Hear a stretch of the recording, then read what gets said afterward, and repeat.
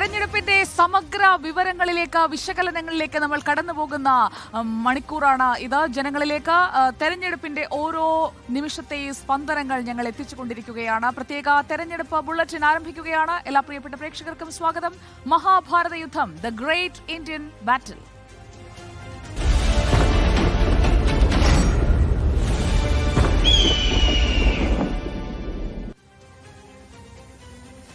മധ്യപ്രദേശ് മുൻ മുഖ്യമന്ത്രി കമൽനാഥും മകൻ നകുൽനാഥും BJPയിലേക്ക് എന്ന സൂചന വന്ന ദിവസമാണിത്. കമൽനാഥിന് രാജ്യസഭാ സീറ്റ്, മകന് മന്ത്രി പദവി, ഇതാണ് ഓഫർ എന്നാണ് കേൾക്കുന്നത്. സംസ്ഥാനത്തും ദില്ലിയിലുമായി ചർച്ചകൾ പുരോഗമിക്കുകയാണ്. കമൽനാഥ് വിളിച്ച കോൺഗ്രസ് MLA-മാരുടെ യോഗം മറ്റന്നാളാണ്. മധ്യപ്രദേശിൽ ജ്യോതിരാദിത്യ സിന്ധ്യയ്ക്ക് പിന്നാലെ കമൽനാഥും കോൺഗ്രസ് വിട്ട് BJPയിലേക്ക് എന്ന സൂചന. മധ്യപ്രദേശിൽ പാർട്ടിയുടെ മുഖമായ കമൽനാഥിന്റെ നേതൃത്വത്തിൽ ഒരു വലിയ സംഘം കോൺഗ്രസ് നേതാക്കൾ BJPയിൽ ചേരും എന്നാണ് വിവരം. കമൽനാഥിന് രാജ്യസഭാ സീറ്റും മകൻ നകുൽനാഥിന് ചിന്ദ്വാര ലോക്സഭാ സീറ്റും കേന്ദ്രമന്ത്രിപദവുമാണ് BJP ഓഫർ. രാഹുൽ ഗാന്ധി നയിക്കുന്ന ഭാരത് ജോഡോ ന്യായയാത്ര മാർച്ച് ആദ്യം സംസ്ഥാനത്ത് എത്തുമ്പോൾ നേതാക്കളെ BJPയിൽ എത്തിക്കാനാണ് നീക്കം. സംസ്ഥാന BJP നേതാക്കളുമായി കമൽനാഥ് കൂടിക്കാഴ്ച നടത്തി. മധ്യപ്രദേശ് മുഖ്യമന്ത്രി മോഹൻ യാദവ്, പ്രധാനമന്ത്രി നരേന്ദ്രമോദി, അമിത്ഷാ, JP നദ്ദ എന്നിവരുമായി നടത്തിയ കൂടിക്കാഴ്ചയിലും വിഷയം ചർച്ചയായി. മധ്യപ്രദേശ് നിയമസഭാ തെരഞ്ഞെടുപ്പിന് പിന്നാലെ കമൽനാഥ് കോൺഗ്രസ് ബന്ധം ഒട്ടും നല്ല രീതിയിലല്ല മുന്നോട്ട് പോകുന്നത്. വരുന്ന രാജ്യസഭാ തെരഞ്ഞെടുപ്പിൽ കമൽനാഥിന് കോൺഗ്രസ് സീറ്റ് നൽകില്ല എന്ന് ഏറെക്കുറെ ഉറപ്പാണ്. രാജ്യസഭാ സീറ്റ് ആവശ്യപ്പെട്ട് കമൽനാഥ് സോണിയാഗാന്ധിയുമായി കൂടിക്കാഴ്ച നടത്തിയിരുന്നു. അതേസമയം കമൽനാഥിനെ അനുനയിപ്പിക്കാൻ മുതിർന്ന നേതാക്കൾ ചർച്ച നടത്തും എന്നാണ് വിവരം. റിപ്പോർട്ടർ, ദില്ലി. കമൽനാഥ് താമരക്കുമ്പിളിലേക്ക് ചാഞ്ഞാൽ കോൺഗ്രസിന് മാത്രമല്ല, വ്യക്തിപരമായി നെഹ്റു കുടുംബത്തിന് കനത്ത തിരിച്ചടിയാകും അത്. പതിറ്റാണ്ടുകളായുള്ള ഇഴയെടുപ്പ്. ആരാണ് കമൽനാഥ്? നോക്കാം.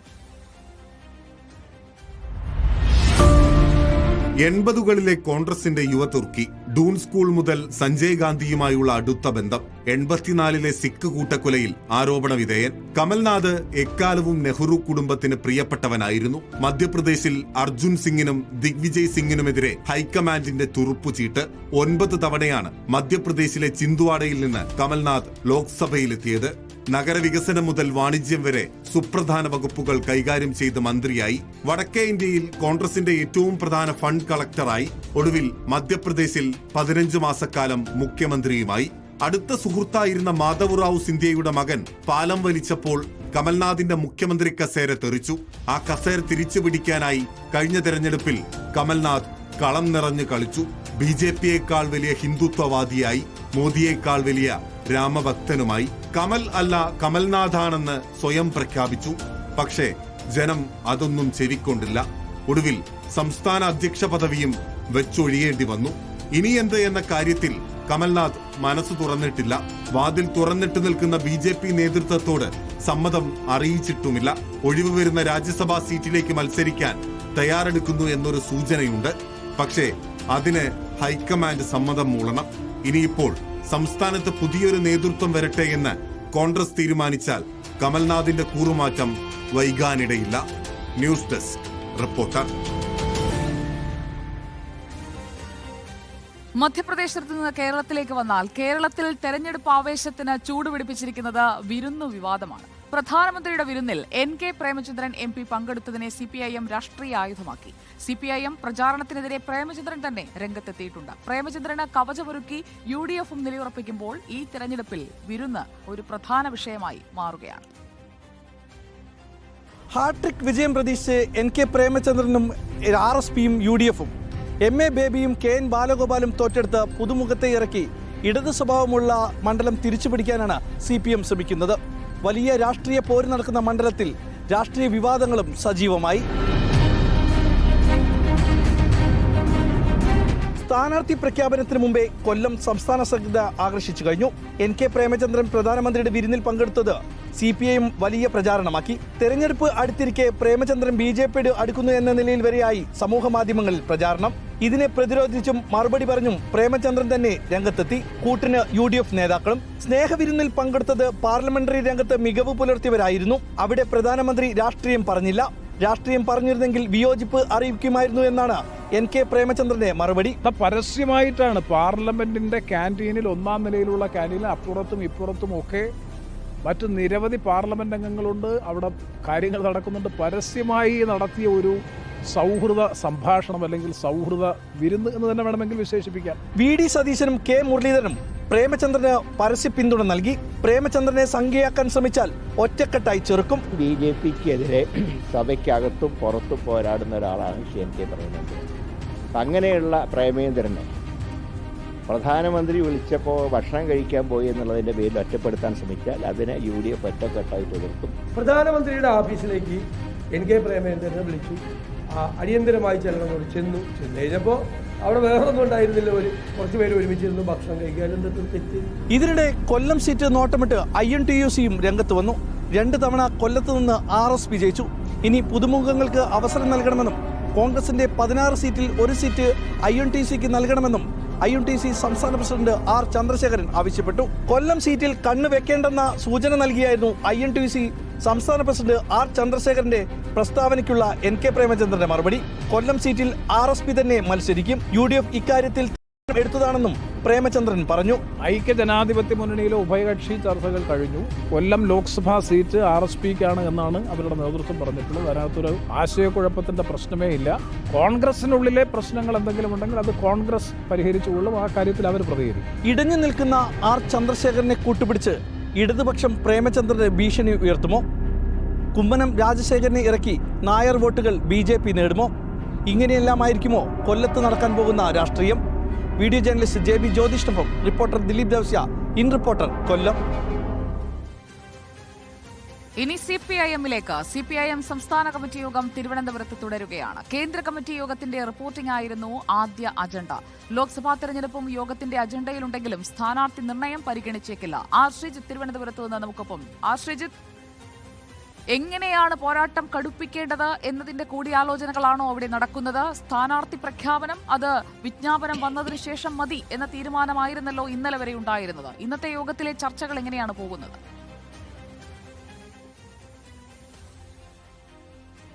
CPIMന്റെ സംസ്ഥാന കമ്മിറ്റിയിൽ ഇന്ന് കേന്ദ്ര കമ്മിറ്റി യോഗത്തിന് റിപ്പോർട്ടിംഗും പൊതു രാഷ്ട്രീയ സ്ഥിതി സംബന്ധിച്ച റിപ്പോർട്ടുമാണ് ഉച്ചവരെ അവതരിപ്പിച്ചത്. അതിനുശേഷം ഇതുപറ്റിയുള്ള ചർച്ചയാണ് പുരോഗമിക്കുന്നത്. ഒരുപക്ഷെ യോഗം ഇന്ന് തന്നെ പൂർത്തിയായേക്കുമെന്ന് പറയുന്നുണ്ട്. എന്തായാലും ഇതുവരെ യോഗം കഴിഞ്ഞതായി നമുക്ക് സൂചനകളില്ല.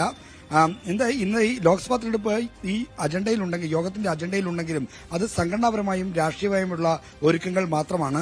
എന്നാൽ സ്ഥാനാർത്ഥി നിർണയത്തിലേക്ക് ഇപ്പോൾ കടക്കുന്നില്ല. തെരഞ്ഞെടുപ്പ് വിജ്ഞാപനം വന്നാൽ വളരെ പെട്ടെന്ന് തന്നെ സ്ഥാനാർത്ഥിയെ പ്രഖ്യാപിക്കാനുള്ള നടപടികൾ എടുക്കാനാണ് ഇന്നലെ ചേർന്ന CPIMന്റെ സംസ്ഥാന സെക്രട്ടറി യോഗത്തിൽ ധാരണയായിട്ടുള്ളത്. അതിൽ നിന്ന് വ്യത്യസ്തമായ ഒരു തീരുമാനം സ്റ്റേറ്റ് കമ്മിറ്റിയിലും ഉണ്ടാകാൻ സാധ്യതയില്ല.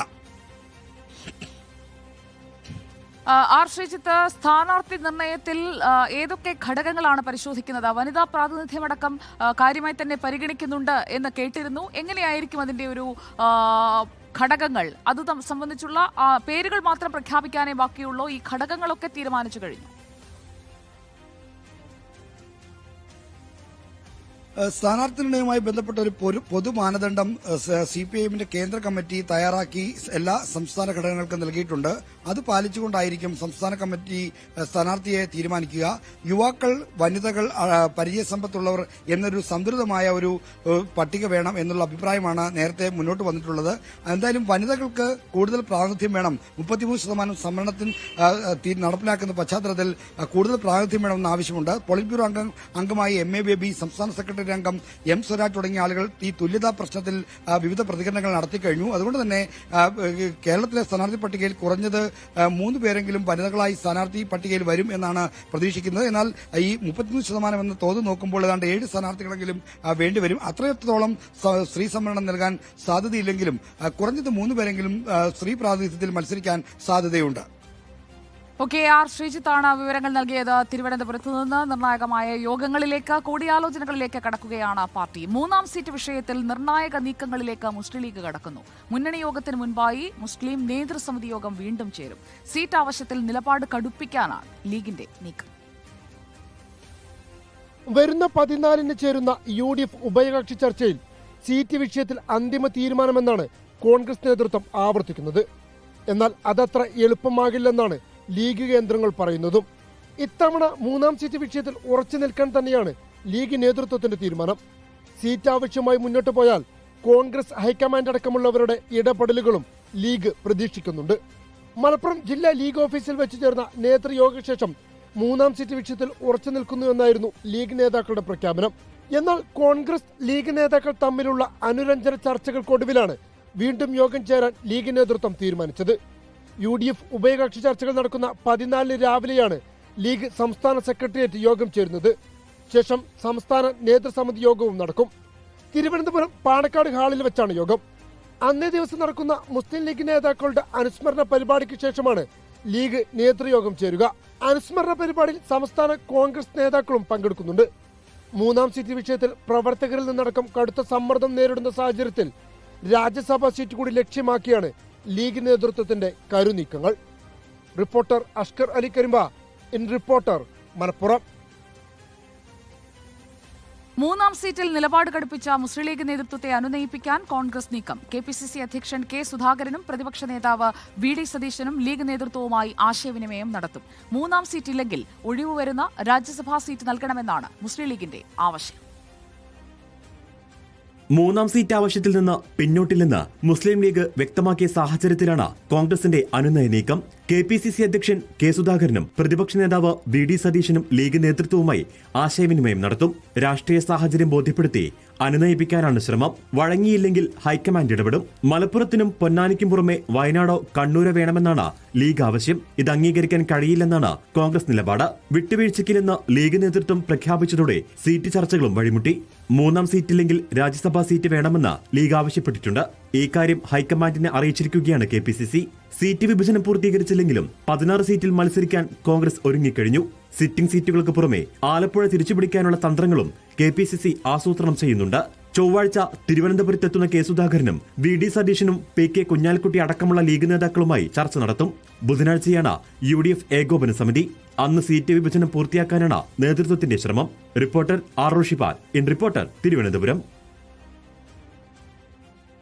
KPCC അധ്യക്ഷൻ K സുധാകരനും പ്രതിപക്ഷ നേതാവ് VD സതീശനും നയിക്കുന്ന സമരാഗ്നിയിൽ നിന്നും വിട്ടുനിന്ന മുതിർന്ന കോൺഗ്രസ് നേതാവ് മുല്ലപ്പള്ളി രാമചന്ദ്രനാണ് ഇന്ന് അസാന്നിധ്യം കൊണ്ട് ശ്രദ്ധേയനായ വ്യക്തി. വേദിയിലെ ബാനറിലും പ്രചാരണ ബോർഡിലുമൊക്കെ പടമുണ്ടായിരുന്നു. പക്ഷേ KPCC നേതൃത്വവുമായുള്ള അതൃപ്തി അസാന്നിധ്യത്തിലൂടെ പരസ്യമാക്കുകയാണ് മുല്ലപ്പള്ളി രാമചന്ദ്രൻ.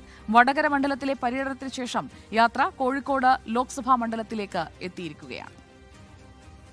KPCC അധ്യക്ഷൻ K സുധാകരനും പ്രതിപക്ഷ നേതാവ് VD സതീശനും ഒരുമിച്ച് നയിക്കുന്ന സമരാഗ്നി ജനകീയ പ്രക്ഷോഭയാത്രയിൽ നിന്നും മുതിർന്ന കോൺഗ്രസ് നേതാവ് മുല്ലപ്പള്ളി രാമചന്ദ്രൻ വിട്ടുനിന്നു. വടകരയിലെ വസതിയിലുണ്ടായിട്ടും മുല്ലപ്പള്ളി വടകരയിലെ സമരാഗ്നിയുടെ സ്വീകരണ വേദിയിലേക്ക് എത്താത്തത് അണികളിലും ചർച്ചയായിട്ടുണ്ട്. നേതൃത്വവുമായുള്ള അകൽച്ച വീണ്ടും പരസ്യമാക്കുകയാണ് മുല്ലപ്പള്ളി രാമചന്ദ്രൻ. വലിയ ആൾക്കൂട്ടത്തെ പങ്കെടുപ്പിക്കാൻ കഴിഞ്ഞെന്ന് KPCC വിലയിരുത്തുമ്പോഴും മുല്ലപ്പള്ളിയുടെ അസാന്നിധ്യം നേതൃത്വത്തിന് തലവേദനയാകുമെന്ന കാര്യത്തിൽ സംശയമില്ല. UDFൽ കോൺഗ്രസിന്റെ ഘടകകക്ഷികളായ മുസ്ലിം ലീഗ് നേതാക്കൾ പോലും ഓരോ സ്വീകരണ കേന്ദ്രങ്ങളിലും ജാഥയെ അഭിവാദ്യമർപ്പിക്കാനെത്തുമ്പോഴാണ് മുല്ലപ്പള്ളി രാമചന്ദ്രൻ യാത്രയിൽ നിന്നും വിട്ടുനിൽക്കുന്നത്. K സുധാകരനുമായുള്ള അസ്വാരസ്യങ്ങളാണ് ജാഥയിൽ നിന്നും മുല്ലപ്പള്ളി വിട്ടുനിൽക്കാനുള്ള പ്രധാന കാരണമായി അടുത്ത വൃത്തങ്ങൾ പറയുന്നത്. വടകരയിലെ സ്വീകരണത്തിന് ശേഷം സമരാഗ്നി യാത്ര കോഴിക്കോട് ലോക്സഭാ മണ്ഡലത്തിലേക്ക് കടന്നു. റിപ്പോർട്ടർ, കോഴിക്കോട്.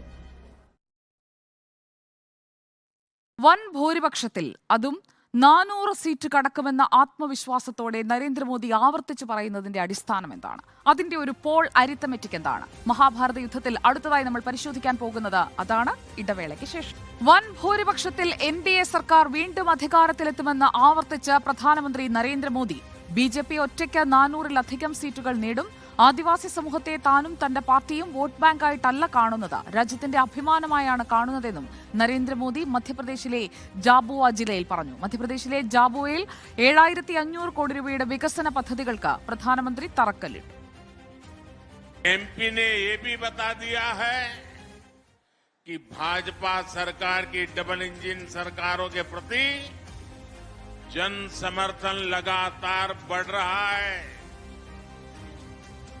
इसलिए इस बार विपक्ष के बड़े बड़े नेता, पहले से ही नेता विपक्ष में बोलने लगे हैं, संसद में बोलने लगे हैं. 24 में 400 पार. ये बीजेपी की सरकार है जिसने देश के आदिवासी इलाकों में वन धन केंद्र खोले हैं. ताकि आदिवासी उत्पादों को नए हाट, नए बाजार मिले। भाइयों और बहनों, हमारे लिए जनजातीय समाज वोट बैंक नहीं है, हमारे लिए तो जनजातीय समाज हमारे देश का गौरव है। 400 ഈ ലക്ഷ്യത്തിലേക്ക് എങ്ങനെയാണ് ബി.ജെ.പിക്ക് എത്തിച്ചേരാൻ കഴിയുന്നത്? ആവർത്തിച്ച് ഈ ലക്ഷ്യത്തെക്കുറിച്ച് പ്രധാനമന്ത്രി നരേന്ദ്രമോദി എടുത്തു പറയുന്നത് എന്തുകൊണ്ടാണ്? അതിനടിസ്ഥാനമായ കണക്ക് എന്തായിരിക്കും? അത് നമുക്കൊന്ന് പരിശോധിച്ച് നോക്കാം. കഴിഞ്ഞ തെരഞ്ഞെടുപ്പിൽ എൻ.ഡി.എക്ക് കിട്ടിയ സീറ്റ് എത്രയായിരുന്നു? അതിൽ നിന്ന് ഏതൊക്കെ സംസ്ഥാനങ്ങളിൽ നിന്ന് വിഹിതം കൂട്ടിയാൽ ഈ പറയുന്ന 400 കടക്കാൻ കഴിയും എന്നുള്ളതാണ് നമ്മൾ അതിന്റെ ഒരു പോൾ അരിത്തമെറ്റിക് ആണ് പരിശോധിക്കാൻ പോകുന്നത്. കഴിഞ്ഞ തെരഞ്ഞെടുപ്പിൽ 353 സീറ്റായിരുന്നു എൻ.ഡി.എക്ക് ഉണ്ടായിരുന്നത്.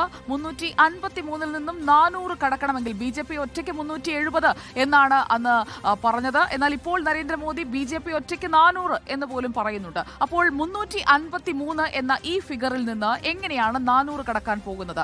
4 സംസ്ഥാനങ്ങൾ വെച്ചാണ് ബി.ജെ.പിയുടെ കണക്കുകൂട്ടൽ ഇപ്പോൾ നടക്കുന്നത്. അപ്പോൾ ആ സംസ്ഥാനങ്ങളിലേക്ക് നമുക്ക് പോകാം. ആദ്യം ദീദിയുടെ പശ്ചിമ ബംഗാളിലേക്ക് തന്നെ പോകാം. ദീദി ഒറ്റയ്ക്ക് ബി.ജെ.പിയെ നേരിടുമെന്ന് പറയുന്ന പശ്ചിമ ബംഗാൾ നമ്മൾ ഇതിൽ നിന്ന് എടുക്കുകയാണെങ്കിൽ പശ്ചിമ ബംഗാളിൽ ആകെയുള്ള സീറ്റുകളിൽ തൃണമൂലിന്റെ കൈവശം ഇപ്പോൾ 22 സീറ്റുകളുണ്ട്. ബി.ജെ.പിയുടെ കൈവശം 2019 കണക്കനുസരിച്ച് 18, കോൺഗ്രസിന് 2 സീറ്റുകൾ, ഇടതുപക്ഷത്തിന് സീറ്റ് ഒന്നുമില്ല. ഒരു മഹാസഖ്യത്തിന് ഞങ്ങളില്ല, അതായത് കോൺഗ്രസുമായി ചേർന്നല്ല, ഇന്ത്യ മുന്നണിക്കൊപ്പമല്ല മത്സരിക്കുന്നത് എന്ന് മമത വ്യക്തമാക്കിയ സാഹചര്യത്തിൽ നേർക്കുനേർ പോരാട്ടമാണ് ബംഗാളിൽ നടക്കുന്നത്. അപ്പോൾ ഇതിൽ നിന്ന് എത്ര സീറ്റുകൾ, 42-ൽ നിന്ന് എത്ര സീറ്റുകൾ കൂട്ടിയാൽ ഈ കണക്കിലേക്ക് എത്താൻ കഴിയും? 353-നോടൊപ്പം ബംഗാളിൽ നിന്ന് ഇപ്പോൾ കയ്യിലുള്ള 18-നൊപ്പം പരമാവധി കൂട്ടിച്ചേർക്കാൻ കഴിയുന്ന കണക്ക് കൂടി വെച്ച് നോക്കിയാൽ ഈ ഫിഗർ എങ്ങനെയാണ് മാറാൻ പോകുന്നത് എന്നതാണ് നമ്മൾ നോക്കാൻ പോകുന്നത്. ബംഗാളിൽ ആകെയുള്ളത് 42, അതിൽ നിന്ന് ഇക്കുറി ബി.ജെ.പിക്ക് എത്ര നേടാൻ കഴിയും? ഈ 353-നൊപ്പം കൂട്ടിച്ചേർക്കാൻ കഴിയും എന്നത് നമുക്കൊന്ന് പരിശോധിക്കാം. അപ്പോൾ ഫിഗറിലേക്ക് നമ്മൾ വന്നു കഴിഞ്ഞാൽ 353 ബംഗാൾ കൂടി ആഡ് ഓൺ ചെയ്യുമ്പോൾ അത് മാറാൻ പോകുന്നത് 377 പരമാവധിയാണ്. 377ലേക്ക് ബംഗാളിലെ ഈ സീറ്റെണ്ണം കൂട്ടലിലൂടെ ബി.ജെ.പിക്ക് കടക്കാൻ കഴിയുന്നു. അപ്പോൾ ബംഗാളിൽ നിന്ന് സമാഹരിക്കുന്ന അധിക സീറ്റുകൾ വെച്ച് നോക്കുമ്പോൾ പ്രാഥമിക ലക്ഷ്യം ബംഗാളാണ് എന്ന് തന്നെ പറയേണ്ടിയിരിക്കുന്നു. 22 സീറ്റുകൾ, 43.7% വോട്ട് വിഹിതം, അതൊക്കെയാണ് തൃണമൂലിന് അവിടെയുള്ളത്. ബി.ജെ.പിക്ക് 40% വോട്ട് വിഹിതം, അത് കാര്യമായി കൂട്ടേണ്ടിയിരിക്കുന്നു. ബി.ജെ.പി ഇതര 24 സീറ്റുകൾ കൂടി പിടിക്കുകയാണെങ്കിൽ 377ലേക്ക് എത്താൻ കഴിയും. അടുത്തതായി നമ്മൾ പോകുന്നത് നമ്മുടെ തൊട്ട അയൽപ്പക്കത്തേക്കാണ്, തമിഴ്നാട്ടിലേക്കാണ്. തമിഴ്നാട്ടിൽ വലിയ രീതിയിൽ കണ്ണുവെച്ചിട്ടുണ്ട് ബി.ജെ.പി. പക്ഷേ 2019 സ്ഥിതി എന്തായിരുന്നുവെന്ന് നോക്കൂ. 2019 ഡി.എം.കെക്ക് 23 സീറ്റുകളാണ് ബംഗാളിൽ ഉണ്ടായിരുന്നത്. 377 എന്ന അക്കൗണ്ടുമായാണ് ബി.ജെ.പി ഇപ്പോൾ നിൽക്കുന്നത്. അതായത് നമ്മൾ 400 കടക്കാനുള്ള സാധ്യത പറയുമ്പോൾ നമ്മൾ ഇനി അടുത്തതായി കടക്കുന്നത് തമിഴ്നാടിന്റെ ഒരു കണക്കിലേക്കാണ്. തമിഴ്നാട്ടിൽ നിലവിൽ 23 സീറ്റുമായി ഡി.എം.കെ 33.2% വോട്ടുകൾ, കോൺഗ്രസിന് അവിടെ 8 സീറ്റുകൾ നിലവിലുണ്ട്, 12.9% വോട്ട് ഷെയറുമുണ്ട്. CPI-ക്ക് 2, CPIM-ന് 2 എന്നിങ്ങനെയാണ് അവിടുത്തെ വോട്ട് ഷെയർ. 2 പാർട്ടികളുടേതും കൂടി 5%-ഓളം വരികയും ചെയ്യും. ബി.ജെ.പി ഇവിടെ ഇപ്പോഴത്തെ സർവേകളൊക്കെ വെച്ച് നോക്കുകയാണെങ്കിൽ തമിഴ്നാട്ടിൽ നിന്ന് ഒരു സീറ്റും പിടിക്കാൻ സാധ്യതയില്ല. അപ്പോൾ നമ്മുടെ 377 എന്ന് പറയുന്ന നമ്പർ അതേപടി തന്നെ തുടരും. തമിഴ്നാട് നമ്മൾ തിരിച്ചുവിടുന്നു. തമിഴ്നാട്ടിൽ നിന്ന് ഒരു സീറ്റ് പോലും പിടിക്കാൻ സാധ്യതയില്ല എന്ന അസംഷനിലാണ് നമ്മൾ തമിഴ്നാടിനെ ഒഴിവാക്കുന്നത്. അടുത്തതായി നമ്മൾ പോകാൻ പോകുന്നത് ഒഡീഷയിലേക്കാണ്. ഒഡീഷയിലെ 2019 സീറ്റ് നില, അവിടെയാണ് അല്പം പ്രതീക്ഷിക്കാൻ വകയുള്ളത്. ഒഡീഷയിലെ 2019 സീറ്റ് നില നമുക്ക് ആദ്യം പരിശോധിക്കാം. അത് ഇങ്ങനെയാണ്. ഒഡീഷയിൽ 377-നൊപ്പം എത്രയാണ് ബി.ജെ.പിക്ക് കൂട്ടിച്ചേർക്കാൻ കഴിയുക? നിലവിലെ പൊസിഷൻ 2019 പൊസിഷനിലേക്ക് നമ്മൾ വന്നു കഴിഞ്ഞാൽ ഒഡീഷയിൽ ബി.ജെ.ഡി ബിജു ജനതാദളിന് 12 സീറ്റുകൾ, 43.3% വോട്ടുകൾ. ബി.ജെ.പിക്ക് ഒഡീഷയിലുള്ളത് 8 സീറ്റുകളാണ്. അവരുടെ വോട്ട് വിഹിതം എന്ന് പറയുന്നത് പക്ഷേ 38.9%. കോൺഗ്രസിന് ഒരു സീറ്റ്, വോട്ട് വിഹിതം 14%. അതായത് ഈ 377-ൽ നിൽക്കുന്ന ഫിഗർ അത് ഉയർത്താൻ സഹായിക്കുന്ന ഒരു സ്റ്റേറ്റായി ഒഡീഷ മാറാൻ പോവുകയാണ്. ബി.ജെ.ഡിയുടെ ഒരു ഇപ്പോഴത്തെ ഒരു പോൾ പൊസിഷൻ അല്ലെങ്കിൽ പോൾ സ്ട്രാറ്റജി അത് വെച്ച് നോക്കുമ്പോൾ കൃത്യമായി ആ കൗണ്ട് മാറുകയാണ്. നോക്കൂ, 377-ൽ നിന്ന് 390-ലേക്ക് മാറുകയാണ് ബി.ജെ.പിയുടെ അല്ലെങ്കിൽ NDA-യുടെ ടോട്ടൽ ടാലി. ബിജു ജനതാദളിന്റെ കയ്യിൽ നിന്ന് കൂടി കിട്ടുന്ന ഒരു 13 കൂടി 377-നൊപ്പം ചേർക്കുന്നു. ടോട്ടൽ ടാലി 390-ആയി മാറുന്നു. ഇനി ഏറ്റവും വലിയ സംസ്ഥാനം, ഏറ്റവും പ്രതീക്ഷയുള്ള സംസ്ഥാനം. നമ്മൾ ഒഡീഷയെ മടക്കുന്നു. നമ്മൾ അടുത്തതായി വിളിക്കുന്നത് UP ആണ്. ഉത്തർപ്രദേശ് ഏറ്റവും കൂടുതൽ പ്രതീക്ഷയുള്ള അയോധ്യയിലെ രാമക്ഷേത്ര പ്രാണപ്രതിഷ്ഠ കൂടി പൂർത്തിയായതോടുകൂടി ഉത്തർപ്രദേശിൽ വലിയ പ്രതീക്ഷയാണ് BJP മുന്നോട്ട് വയ്ക്കുന്നത്. ഉത്തർപ്രദേശിൽ ഒരു ക്ലീൻ സ്വീപ്പ് അതിലേക്ക് പോവുകയാണെങ്കിൽ കൃത്യമായി BJPക്ക് അവർ മുന്നോട്ട് വെച്ചിരിക്കുന്ന പ്രൊജക്ഷനിലേക്ക് കടക്കാൻ കഴിയുമെന്നുള്ള ഒരു സാധ്യത അവിടെ നിലനിൽക്കുന്നുണ്ട്. 2019 സീറ്റ് നില എങ്ങനെയാണെന്ന് നമുക്ക് ആദ്യം പരിശോധിക്കാം. ഉത്തർപ്രദേശിലെ 2019 സീറ്റ് നില ഇങ്ങനെയാണ്. BJP 62 സീറ്റുകൾ, 50% വോട്ട് വീതം UP-യിൽ BJPക്കുണ്ട്. BSPക്ക് 10 സീറ്റുകൾ, 19.4% വോട്ടുകൾ. സമാജ്വാദി പാർട്ടി വലിയ പ്രതീക്ഷയാണ് ഇക്കുറി വെക്കുന്നത്. കഴിഞ്ഞ തവണ അവർക്ക് 5 സീറ്റുകൾ മാത്രമാണ് ഉണ്ടായിരുന്നത്, 18.19% വോട്ടുകളും. ADS-ന് 2 സീറ്റുകൾ, 1.2% വോട്ടുകൾ. കോൺഗ്രസിന് 1 സീറ്റാണ് ഉത്തർപ്രദേശിൽ ഉള്ളത്. എല്ലാവരുടെയും സീറ്റ് തൂത്തുവാരാൻ കഴിഞ്ഞാൽ ഉത്തർപ്രദേശിൽ ഈ ഫിഗർ മാറാൻ പോകുന്നു. പ്രേക്ഷകർ ശ്രദ്ധിക്കുക, 390-ൽ നിന്ന് BJP അല്ലെങ്കിൽ NDA വോട്ട് ഉയർത്താൻ പോകുന്നത്, സീറ്റ് ഉയർത്താൻ പോകുന്നത് ടാലി 408-ലേക്ക്, അതായത് 400 കടക്കും എന്ന് പറയുന്നതിന്റെ ആത്മവിശ്വാസത്തിന്റെ അടിസ്ഥാനം ഉത്തർപ്രദേശാണ്. ഉത്തർപ്രദേശ് മാത്രമാണ്. ഉത്തർപ്രദേശിലെ ക്ലീൻ സ്വീപ്പാണ്. ഉത്തർപ്രദേശിലെ ക്ലീൻ സ്വീപ്പ് കൂടി പൂർത്തിയാകുമ്പോൾ 408-ലേക്ക്, 353 നിലനിർത്തിക്കൊണ്ട് 408-ലേക്ക് ഈ 4 സംസ്ഥാനങ്ങളിലെ, അതിൽ തമിഴ്നാട്ടിൽ കാര്യമായ ചലനങ്ങളൊന്നും ഉണ്ടാകുന്നില്ല എന്നത് വെച്ചുകൊണ്ടാണ് നമ്മൾ ഈ കണക്കെടുക്കുന്നത്. അപ്പോൾ 3 സംസ്ഥാനങ്ങളിൽ കൃത്യമായ മാറ്റമുണ്ടാകുന്നു. 408-ലേക്ക്, 353-ൽ നിന്ന് 408-ലേക്ക് എത്താൻ കഴിയുകയാണ്. ഇതാണ് പ്രധാനമന്ത്രി നരേന്ദ്രമോദിയുടെയും ആഭ്യന്തരമന്ത്രി അമിത്ഷായുടെയും ഒക്കെ ആത്മവിശ്വാസത്തിന്റെ അടിസ്ഥാനം. അപ്പോൾ 353-ൽ നിന്ന് 408-ലേക്ക് എത്താൻ കഴിയുകയാണെങ്കിൽ ഇപ്പോൾ ആവർത്തിച്ചു പറയുന്ന ഫിഗർ അത് യാഥാർത്ഥ്യമാകാനും അധികം സമയം എടുക്കില്ല. 4 സംസ്ഥാനങ്ങൾ മാത്രം തുണച്ചാൽ മതി. സൗത്ത് ഇന്ത്യയിൽ എന്തായിരിക്കും സ്ഥിതി, അതനുസരിച്ചുള്ള ഒരു പോൾ പ്രൊജക്ഷൻ നമുക്ക് നോക്കണം. അതടുത്ത ദിവസം. ഇനി മറ്റ് റിപ്പോർട്ടുകളിലേക്ക് വന്നാൽ, ലോക്സഭാ തെരഞ്ഞെടുപ്പിൽ ഭാരത് റൈസ്, ഭാരത് അരി, അത് വലിയ ചർച്ചയാവുകയാണ്. പൊന്നിയേരി കാണിച്ച് തൃശൂർക്കാരെ കബളിപ്പിക്കാമെന്ന് BJP കരുതേണ്ട എന്ന് തിരിച്ചടിച്ചിരിക്കുന്നു TN പ്രതാപൻ MP. പാർലമെന്റ് തെരഞ്ഞെടുപ്പ് ലക്ഷ്യം വെച്ചുള്ള അരി വിതരണം BJPക്ക് തിരിച്ചടിയാകുമെന്നാണ് പ്രതാപൻ പറയുന്നത്. തൃശൂർ ലോക്സഭാ മണ്ഡലത്തിൽ വ്യാപകമായി ഭാരത് അരി വിതരണം കഴിഞ്ഞ ഏതാനും ദിവസങ്ങളായി നടക്കുന്നുമുണ്ട്. കേന്ദ്ര സർക്കാർ നേരിട്ടാണ് നഗര ഗ്രാമ കവലകൾ കേന്ദ്രീകരിച്ച് അരിയുടെയും പലവ്യഞ്ജന സാധനങ്ങളുടെയും കുറഞ്ഞ നിരക്കിലുള്ള വിൽപ്പന നടത്തുന്നത്. നിലവിൽ തൃശൂർ ലോക്സഭാ മണ്ഡലത്തിൽ മാത്രമാണ് വിൽപ്പന. ഇതിനെതിരെയാണ് TN പ്രതാപൻ MP രംഗത്തെത്തിയത്. പാർലമെന്റ് തെരഞ്ഞെടുപ്പ് ലക്ഷ്യം വെച്ചുള്ള അരി വിതരണം BJPക്ക് തിരിച്ചടിയാവുമെന്ന് പ്രതാപൻ പറഞ്ഞു. സംസ്ഥാനത്തെ 20 മണ്ഡലങ്ങളിലും വിതരണം ചെയ്യാതെ തൃശൂരിൽ മാത്രം ചെയ്യുന്നത് ജനങ്ങൾ തിരിച്ചറിയുമെന്നും പൊന്നിയേരി കാണിച്ച് തൃശൂർക്കാരെ പറ്റിക്കാമെന്ന് കരുതേണ്ടെന്നും പ്രതാപൻ വ്യക്തമാക്കി. റേഷൻ കടകൾ വഴി കേന്ദ്ര ഗവൺമെന്റ് സംസ്ഥാന സിവിൽ സപ്ലൈസ് കോർപ്പറേഷൻ മുഖാന്തരം അരി വിതരണം ചെയ്യുന്നുണ്ട്. അതിന് പകരമാണ് 29 രൂപയ്ക്ക് ഭാരത് അരി എന്ന് പറഞ്ഞ് തെരുവിൽ കൊണ്ടു കൊടുക്കുക. പാർലമെന്റ് തെരഞ്ഞെടുപ്പിനെ ലക്ഷ്യമാക്കിക്കൊണ്ട് തൃശ്ശൂരിൽ ഒരു തരത്തിലുള്ള ഒരു പ്രഹസനം കാണിക്കുകയാണ്. ഈ പൊന്നിയരി കാണിച്ച് തൃശ്ശൂർക്കാരെ പറ്റിക്കാൻ നോക്കണ്ട. ഇതൊക്കെ തിരിച്ചറിയാൻ കഴിയുന്ന നല്ല നെൽവയലുകളും കോൾനിലങ്ങളും ഉള്ള സമ്പന്നമായ കാർഷിക മേഖലയുള്ള ഒരു സ്ഥലമാണ് തൃശ്ശൂർ എന്ന കാര്യം ഈ പൊന്നരി കാണിച്ച് ആളുകളെ കബളിപ്പിക്കാൻ ശ്രമിക്കുന്നവർ തിരിച്ചറിയുന്നത് നല്ലതാണ്. അരി വിതരണ വിഷയത്തിൽ സംസ്ഥാന സർക്കാർ ഉടൻ ഇടപെടണമെന്ന് പ്രതാപൻ ആവശ്യപ്പെട്ടു. തെരഞ്ഞെടുപ്പ് പ്രഖ്യാപനത്തിന് മുമ്പ് BJP നടത്തുന്ന അവസാന അടവാണ് ഭാരത് റൈസ് വിതരണമെന്നും പ്രതാപൻ വിമർശിച്ചു. Reporter Jaison, in reporter, Thrissur. കേരളത്തിൽ NDAക്കായി മത്സരിക്കാൻ ഇത്തവണയും അപ്രതീക്ഷിത സ്ഥാനാർത്ഥികൾ ഉണ്ടാകുമെന്ന് BJP സംസ്ഥാന അധ്യക്ഷൻ K. സുരേന്ദ്രൻ. തൃശൂരിലും തിരുവനന്തപുരത്തും മാത്രമല്ല BJPയുടെ പ്രതീക്ഷ. സ്ഥാനാർത്ഥി നിർണയവും പ്രഖ്യാപനവും വേഗത്തിലുണ്ടാകും. BJPയും BDJS-ഉം തമ്മിലുള്ള സീറ്റ് വിഭജന ചർച്ചകൾ തുടരുകയാണെന്നും K. സുരേന്ദ്രൻ റിപ്പോർട്ടറിനോട് പറഞ്ഞു. തിരുവനന്തപുരവും തൃശ്ശൂരും മാത്രമല്ല, അത് മാധ്യമങ്ങൾ ഉണ്ടാക്കുന്ന ഒരു പ്രചാരണമാണ്. ഞങ്ങൾ എല്ലാ മണ്ഡലങ്ങളിലും ശക്തമായിട്ട് മത്സരിക്കുകയാണ്. അതുകൊണ്ട് ഏതെങ്കിലും 2 മണ്ഡലം എന്ന് പറയുന്ന പതിവ് ചർച്ച ഞങ്ങൾക്കിടയിലില്ല. നിലവിൽ പാർലമെന്റ് തെരഞ്ഞെടുപ്പിൽ NDAയിൽ BJPയും BDJS-ഉം ഉള്ളൂ. മറ്റു കക്ഷികൾ ആവശ്യപ്പെട്ടിട്ടുണ്ട്. അവരെ കാര്യങ്ങൾ ഞങ്ങൾ പരിശോധിച്ചുകൊണ്ടിരിക്കുകയാണ്. BDJS-ഉമായിട്ടുള്ള സീറ്റ് വിഭജനം അന്തിമമായിട്ടായിട്ടില്ല. അവര് പുതിയ ചില സീറ്റുകൾ ചോദിച്ചിട്ടുണ്ട്. ഞങ്ങൾ ആ സീറ്റുകളെ സംബന്ധിച്ചുള്ള ചർച്ചകൾ തുടരുകയാണ്. പ്രതീക്ഷിത സ്ഥാനാർത്ഥികൾ വല്ലതും ഇത്തവണ ഉണ്ടാവും. പല സ്ഥാനാർത്ഥികളെയും ഞങ്ങൾ പരിശോധിക്കുന്നുണ്ട്. ആറ്റിങ്ങൽ പാർലമെന്റ് മണ്ഡലത്തിൽ 1,72,000-ത്തിലധികം വ്യാജ വോട്ടുകളുണ്ടെന്ന് സിറ്റിംഗ് MP അടൂർ പ്രകാശ് തെളിവ് സഹിതം കേന്ദ്ര തെരഞ്ഞെടുപ്പ് കമ്മീഷന് പരാതി നൽകിയിട്ടുണ്ട്. ഈ വോട്ടുകൾ ഒഴിവാക്കിയിട്ടുണ്ടോ ഇല്ലയോ എന്നതിൽ വ്യക്തതയില്ലെന്നും വ്യാജ വോട്ടുകളുടെ എണ്ണത്തിൽ ആശങ്കയുണ്ടെന്നും അടൂർ പ്രകാശ് റിപ്പോർട്ടറിനോട് പറഞ്ഞു. പുതുക്കിയ വോട്ടർ പട്ടിക ഇതുവരെ അപ്ലോഡ് ചെയ്തിട്ടില്ല. ജില്ലയിൽ ആടി വിളയാത്ത കപ്പലുണ്ട് സാർ. അതെവിടെയാണെന്നല്ലേ? ആറ്റിങ്ങൽ ലോക്സഭാ മണ്ഡലത്തിൽ എന്നാണ് മുൻപ് പറഞ്ഞിരുന്നത് CPM കുത്തക മണ്ഡലമായിരുന്നു. പക്ഷെ കഴിഞ്ഞ തവണ UDF അവിടെ ഒരു സർപ്രൈസ് സ്ഥാനാർത്ഥി ഏർപ്പെടുത്തി, അടൂർ പ്രകാശ്. അടൂർ പ്രകാശിന് അവിടുത്തെ ജയം 38,000-ലധികം വോട്ടുകളുടെ ഭൂരിപക്ഷത്തിന്. അതിലേക്ക് എത്താൻ കാരണമായ കാര്യം അടൂർ പ്രകാശ് തന്നെ പറയും. ഇവിടെ കള്ള വോട്ടുകൾ കൊണ്ട് വിജയം കൈവരിച്ചുകൊണ്ടിരുന്ന ഒരു നിയോജക മണ്ഡലമാണ്. അതിന് വേണ്ടുന്ന പ്രതിവിധികൾ ചെയ്യാൻ വേണ്ട നടപടികളുമായി ഞാൻ മുമ്പോട്ട് പോയി.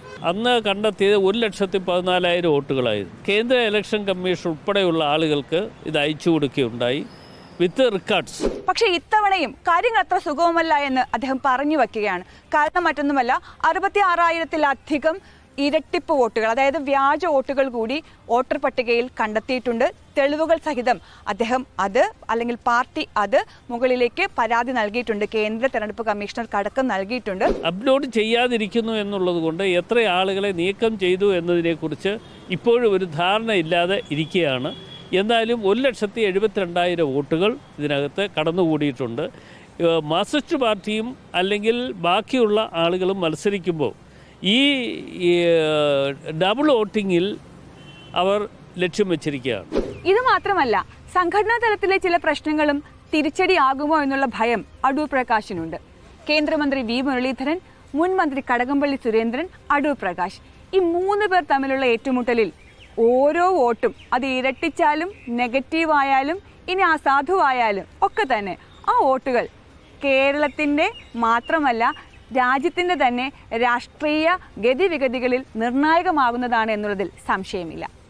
വീഡിയോ ജേർണലിസ്റ്റ് ബിപിൻ കുമാറിനൊപ്പം reporter PR Praveena, in reporter, Thiruvananthapuram. Lok Sabha തെരഞ്ഞെടുപ്പ് ചൂടിലേക്ക് ക്യാമ്പസുകളും കടന്നു കഴിഞ്ഞു. വരാനിരിക്കുന്ന തെരഞ്ഞെടുപ്പിൽ എന്തൊക്കെ വിഷയങ്ങളാകും രാജ്യത്ത് പ്രധാനമായും ചർച്ചയാവുക? ഒരിക്കൽ കൂടി BJP സർക്കാർ അധികാരത്തിലെത്തുമോ? കേന്ദ്ര സർക്കാരിനെതിരെ രാഷ്ട്രീയ പ്രതിരോധം തീർക്കാൻ പ്രതിപക്ഷ പാർട്ടികൾക്ക് സാധിക്കുമോ? ക്യാമ്പസുകളിൽ നിന്നുള്ള വൈബ് അറിയാം. ഇപ്പോഴത്തെ ഒരു സാഹചര്യത്തിൽ മോഡി വേണ്ട എന്നുള്ളതാണ് തീർച്ചയായിട്ടും പറയാനുള്ളത്. ഒരുപാട് കാരണങ്ങൾ നമുക്കറിയാം. ഇന്ത്യയുടെ ഭരണഘടനയെ പോലും ചോദ്യം ചെയ്യുന്ന രീതിയിലാണ് ഇന്നത്തെ ഭരണം മുന്നോട്ട് കൊണ്ടുപോയിട്ടുള്ളത്. ആരാണോ നല്ലത് തോന്നുന്നു അവർക്ക് വോട്ട് ചെയ്യും. അല്ലാതെ പാർട്ടിപരമായിട്ടൊന്നും എനിക്ക് വലിയ ഇതൊന്നുമില്ല, താല്പര്യമോ കാര്യങ്ങളോ ഒന്നുമില്ല. കേരളം കഴിഞ്ഞ പിന്നെ മൊത്തം BJPൻ്റെ കയ്യിലാണല്ലോ. കുറച്ച് ബുദ്ധിയോടെ ചിന്തിച്ച് കഴിഞ്ഞാൽ ചെയ്യേണ്ട ആവശ്യമില്ല തോന്നുന്നു. ഇന്ത്യ മുന്നണി എന്ന് പറഞ്ഞാൽ എല്ലാ സഖ്യകക്ഷികളും കൂടി ചേർന്നതാണല്ലോ. അപ്പോൾ ഒന്നും തള്ളിക്കളയാൻ പറ്റില്ല. ചിലപ്പോൾ ഈക്വലി ചാൻസ് വരാനുള്ള കേരളത്തിൽ ഇടതുപക്ഷത്തിന് മലപ്പുറത്ത് ജയിക്കാൻ സാധ്യത കുറവാണ്. കഴിഞ്ഞ അതിൽ ജയിച്ചിട്ടില്ല. ഈ രാഷ്ട്രീയം എന്ന് പറഞ്ഞു കഴിഞ്ഞാൽ വ്യക്തികളുടെ പേഴ്സണൽ ലൈഫിലേക്ക് കടന്നു കയറരുത് ഒരിക്കലും. രാഷ്ട്രീയം വേറെ, പേഴ്സണൽ ലൈഫ് വേറെ. എനിക്ക് അങ്ങനത്തെ കാര്യങ്ങളോട് താല്പര്യമില്ല പൊതുവെ. BJPക്ക് ചെയ്യലുണ്ടാവില്ല. വോട്ടൊക്കെ ഉണ്ട്. ഒരു ഉറച്ച തീരുമാനത്തിൽ അവർ വരുന്നുള്ള രീതിയിലാണ് നിർമ്മലാ സീതാരാമൻ അവതരിപ്പിച്ചത് ബഡ്ജറ്റ്. ചാൻസ് ഉണ്ട്, ചാൻസ് കൂടുതലുണ്ട്. അവർ തന്നെ വരാനാണ് ചാൻസ്. മോദി സർക്കാർ ഇപ്പോൾ അധികാരത്തിൽ വരുന്നതിൽ പല പോരായ്മയുണ്ട്. വയനാട്ടിലെ നിലവിൽ കഴിഞ്ഞ ഇലക്ഷനകത്ത് രാഹുൽ ഗാന്ധി മത്സരിച്ചൊരു സ്ഥിതി ഉണ്ടായിട്ടുണ്ട്. പക്ഷേ അവിടുത്തെ ജനങ്ങൾക്ക് വേണ്ട, അവിടുത്തെ ജനപ്രതിനിധിയായി തിരഞ്ഞെടുത്തിട്ട് പോലും അവിടുത്തെ ജനങ്ങൾക്ക് വേണ്ട കാര്യങ്ങൾ മിനിമലായിട്ട് പ്രാഥമികമായിട്ടുള്ള കാര്യങ്ങൾ അവിടെ നിറവേറ്റാത്ത സ്ഥിതിയുണ്ട്. എനിക്ക് ഈ പാർട്ടിയിലേക്ക് അത്ര സംഭവം കൊടുക്കാത്ത ഒരാളാണ് ഞാൻ. അപ്പോൾ എനിക്ക് അതുകൊണ്ട് അങ്ങനെ ഒരു യാതൊരുവിധ കമ്മിറ്റ്മെൻറ്റും ഇല്ല. വ്യക്തിയെ നോക്കി വോട്ട് ചെയ്യണം എന്നാണ് അഭിപ്രായം. പാർട്ടി ഒരിക്കലും ഒരു ഘടകമാവരുത്. UDF വരുമല്ലോ ശരിയാവും, വരുമല്ലോ ശരിയാവും. കേന്ദ്ര കോൺഗ്രസ് വരും. മോദി വരുമോ എന്നുള്ളത് അറിയില്ല. എൻ്റെ ആഗ്രഹം എന്താ വെച്ചാൽ ഒരു മാറ്റമാണ് ആഗ്രഹിക്കുന്നത്. കോൺഗ്രസ് വരണം തന്നെയാണ്. അപ്പോൾ അങ്ങനെ വരണം തന്നെ ആഗ്രഹിക്കുന്നു. തീർച്ചയായും തെരഞ്ഞെടുപ്പുകൾ മനുഷ്യൻ്റെ പ്രശ്നങ്ങളെ ചർച്ച ചെയ്യണം, മനുഷ്യൻ്റെ വികാരങ്ങളെ ചർച്ച ചെയ്യണം, വികസനങ്ങളെ ചർച്ച ചെയ്യണം, ദൈവങ്ങളെ മാറ്റി നിർത്തണം എന്നാണ് പറയാനുള്ളത്. ഒരു പ്രതീക്ഷ, അടുത്തൊരു ഭരണം രാഹുൽ ഗാന്ധി കിട്ടുമെന്നുള്ള പ്രതീക്ഷ വളരെയേറെ ഉൾക്കൊണ്ടുകൊണ്ടാണ് മുന്നോട്ട് പോയിക്കൊണ്ടിരിക്കുന്നത്. ഇപ്പോൾ ക്യാമ്പസിലെ കാര്യങ്ങൾ നോക്കുകയാണെങ്കിൽ ക്യാമ്പസിൽ ഇപ്പോൾ ഒരു വിദ്യാർത്ഥിക്ക് ഒരു ആവശ്യമുണ്ട്. ആ ആവശ്യം നടത്തി തരുന്ന ആൾക്കാരുടെ കൂടെ നിൽക്കുന്നതാണ് രാഷ്ട്രീയം ഒന്നാമത്തെ ഇവിടെ. അതുപോലെ തന്നെ മോദി കാര്യങ്ങൾ ചെയ്തു കൊടുക്കുന്നുണ്ട്. അത് തെറ്റോ ശരിയോ എന്നുള്ളത് ചിന്തിക്കേണ്ട കാര്യം സാധാരണക്കാരായ ജനങ്ങൾക്ക് ഇല്ല എന്നാണ് ഞാൻ വിചാരിക്കുന്നത്. കൂടുതൽ തെരഞ്ഞെടുപ്പ് വാർത്തകൾ നാളെ വൈകിട്ട് 7 മണിക്ക് കാണാം. മഹാഭാരത യുദ്ധം, ദ ഗ്രേറ്റ് ഇന്ത്യൻ ബാറ്റിൽ ഇവിടെ പൂർണ്ണമാകുന്നു. നമസ്കാരം.